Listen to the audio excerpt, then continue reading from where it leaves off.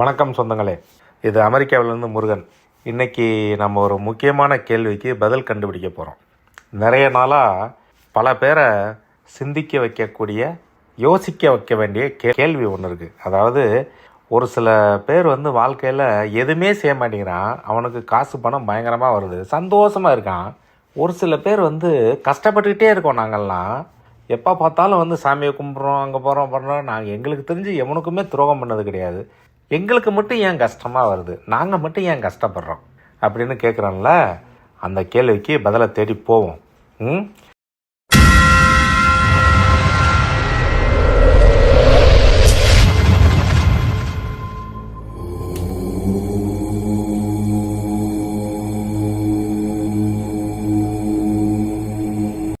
கர்மா அப்படிங்கிறது உலகம் முழுக்க எல்லா மத கருத்துக்கள்லேயும் இது ஒரு ஏறக்குறைய ஏற்றுக்கிட்ட மாதிரியான ஒரு கருத்து. அதாவது நீ நல்லது செய்தால் நல்லது நடக்கும், கெட்டது செய்தால் கெட்டது நடக்கும். இது நம்ம தமிழில் மிகச்சிறப்பாக வினை விதைத்தவன் வினை அறுப்பான், திணை விதைத்தவன் திணை அறுப்பான் அப்படின்னு சொல்லிட்டு போயிருக்காங்க. உங்களுக்கு நிறைய பேருக்கு தெரியும், சரியா? அப்போது நல்லது செஞ்சால் நல்லது நடக்கும் அப்படிங்கிற நம்பிக்கையில் பல பேர் புண்ணியம் பண்ணுவாங்க. நிறைய பேருக்கு பிச்சை போடுவாங்க, சாமியை போய் வேண்டிக்குவாங்க, கோயிலில் நிறைய வேண்டுதலுக்காக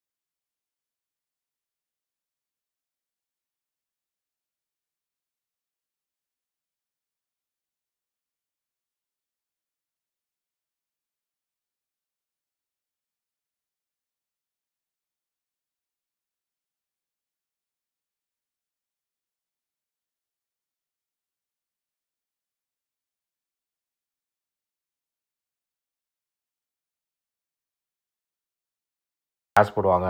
அப்போ இந்த கர்மான்னா என்ன? இந்த ஆண்டவன் அது எதுக்கு நம்மளை பாவம் செய்ய வைக்கணும்? அடுத்து பாவம் செஞ்சதுக்கப்புறம் நீ பாவம் செஞ்சுட்ட, திருப்பி போடா, பூமிக்கு பிறந்த செஞ்ச பாவத்தெல்லாம் அனுபவிடா அப்படின்னு அனுப்பணும் அப்படின்னு கேட்குறீங்கல்ல. அதுவே ஒரு சில பேர் சொல்லுவாங்க, போன பிறவியில் நிறையா புண்ணியம் பண்ணியிருக்காரு, அதனால் இந்த பிறவியில் புண்ணியம் செஞ்ச புண்ணியத்துக்கு நல்லதாக நடக்குது. இப்போ யாராவது ஒருத்தர் கஷ்டப்பட்டாங்கன்னா அவங்கள பார்த்து நீ போன பிறவியில் ரொம்ப கெடுதல் பண்ணியிருக்க அப்படின்னு அவங்கள பரிகேசிக்கிறது, அந்த மாதிரி வேலையெல்லாம் பண்ணுவாங்க. சரி, இப்போ கர்மா என்னன்னு பார்க்குறதுக்கு முன்னாடி அது ஒரு சின்ன கதை ஒன்று சொல்லி அது மூலமாக நம்ம புரிஞ்சுக்கிறதுக்கு கொஞ்சம் முயற்சி செய்யலாம். கொஞ்சம் நாளைக்கு முன்னாடின்னு வச்சுக்கோங்களேன், ஒரு ஊர், அதில் ஒரு ஊரில் ஒரு வயசான ஒரு விவசாயி ஒருத்தர் இருக்கார்.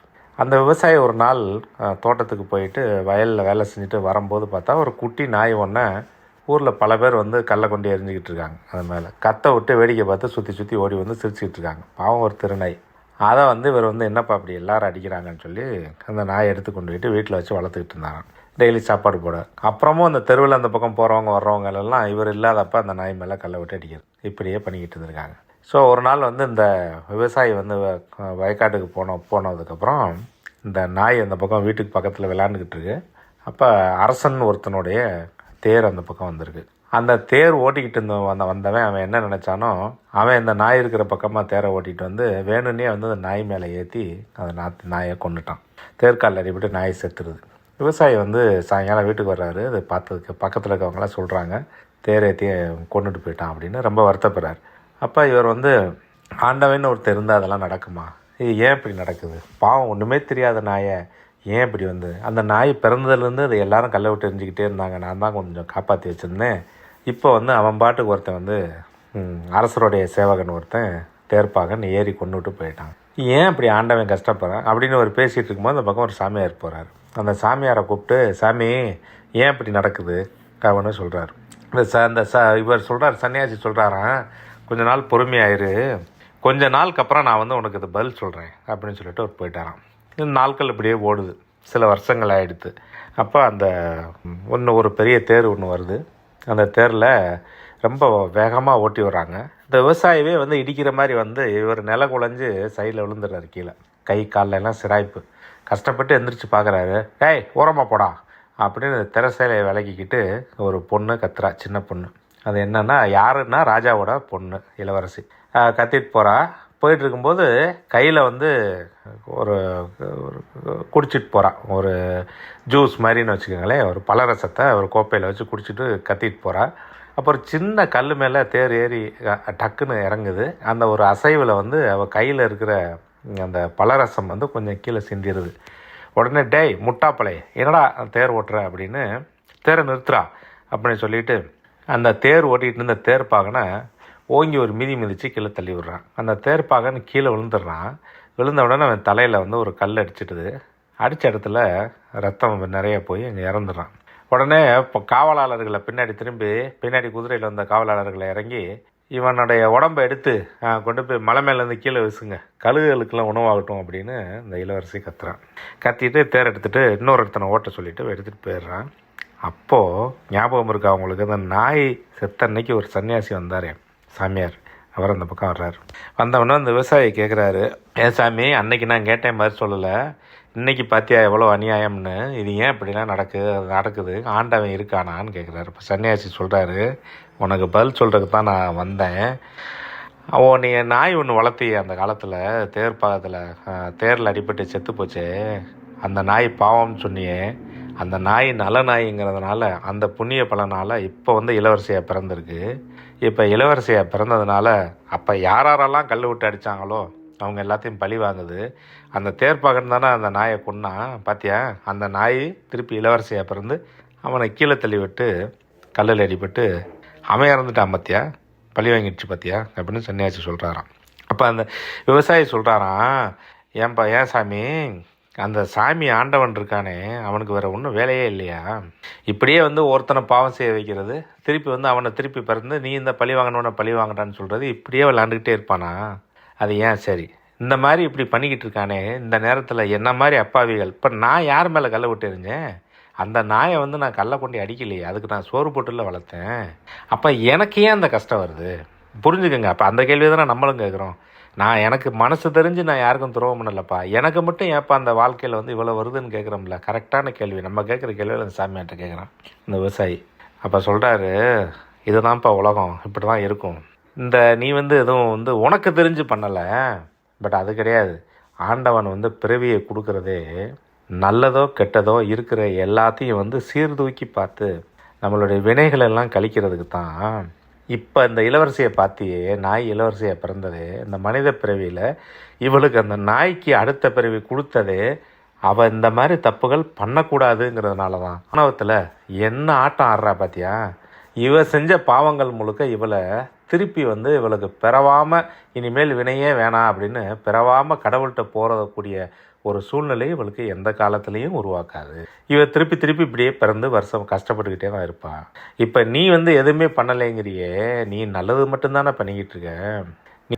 ஆனால் அந்த நல்லதே நீ பண்ணிக்கிட்டே இருந்தாலும் நீ பண்ண நல்லதுக்கு உனக்கு வேறு ஏதாவது நல்லது தான் நடக்குமே ஒழிய உனக்கு பிறவியை விட்டுட்டு நீ போக முடியும். அப்போ அவன் கேட்குறான் சாமியார்ட்ட, அப்புறம் எதுக்கே சாமி கும்பிடணும், நான் எதுக்காக சாமி கும்பிடணும், எல்லாம் நான் பண்ணுறது எல்லாமே வினையிலே நடந்தது அப்படின்னா நான் பாட்டு பண்ணிட்டு போகலாமேன்னு. இப்போ சாமியார் சொல்கிறார், அப்படி கிடையாதுப்பா, உன்னுடைய விதி, நீ வந்து ஒரு இருட்டுக்குள்ளே நடக்கணும் அப்படிங்கிற ஒரு விதி, அந்த விதியை யாராலையும் மாற்ற முடியாது.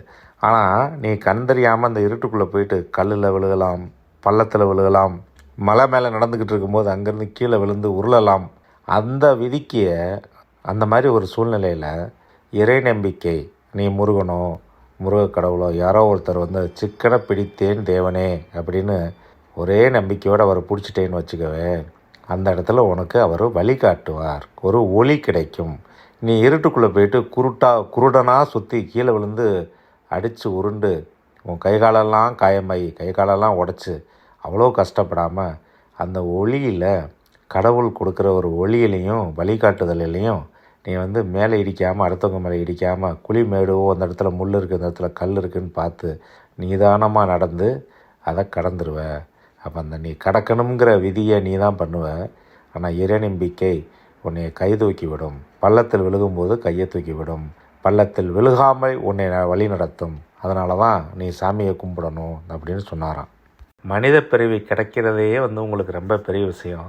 அதில் நல்வினை தீவினைன்னு இது எல்லாத்துக்கும் நேரத்தை ஒதுக்கி கஷ்டப்பட்டு புண்ணியத்தை தேடி ஓடாமல் நீ யார், ஏன் பிறந்திருக்கோம், பிறக்காமல் இருக்கிறதுக்கு என்ன பண்ணணும்னு ஆண்டவன்கிட்ட போயிட்டு மேலான நிலை அடையிறதுக்கு என்ன பண்ணலான்னு அதுக்கு தேவையான காரியங்களில் கவனத்தை செலுத்துங்க. அதனால் இந்த ஆணவமாக திடுறது, இந்த உலகத்தில் இருக்கிற எல்லாத்துக்கும் ஆசைப்பட்டுவிட்டு அடுத்தவன் சொத்தை அடிக்கிறது, நிலத்தை பிடுங்கிறது, வீட்டை பிடுங்கிறது, கூட பிறந்த அண்ணன் தம்பிகளுக்கே வந்து சொத்தை கொடுக்காமல் ஏமாத்துறது, இந்த மாதிரி வேலைகள், வாங்கின கடனை திருப்பி கொடுக்காம இந்த மாதிரி வந்து அடுத்தவனுடைய மனைவியை பார்க்குறது, இந்த மாதிரி எந்த விதமான பாவங்களும் பண்ணாமல் மேலான இறை நம்பிக்கையோடு இருந்து திருப்பிறக்க தேவையில்லாத ஒரு நல்ல நிலையை அடைஞ்சு இறைவனோடு இருங்கன்னு சொல்லிட்டு இந்த சாமியார் போனாராம். என்ன மக்களே, இந்த சாமியார் அவருக்கு சொன்னது தானே நமக்கும். ஓகே, மீண்டும் சந்திக்கலாம். உங்களது மேலான கமெண்ட்டுகளை கீழே கமெண்ட் பாக்ஸில் போடவும். மீண்டும் சந்திப்போம். நன்றி. தயவுசெய்து நம்ம சேனலுக்கு சப்ஸ்கிரைப் பண்ணுங்கோ. நன்றி.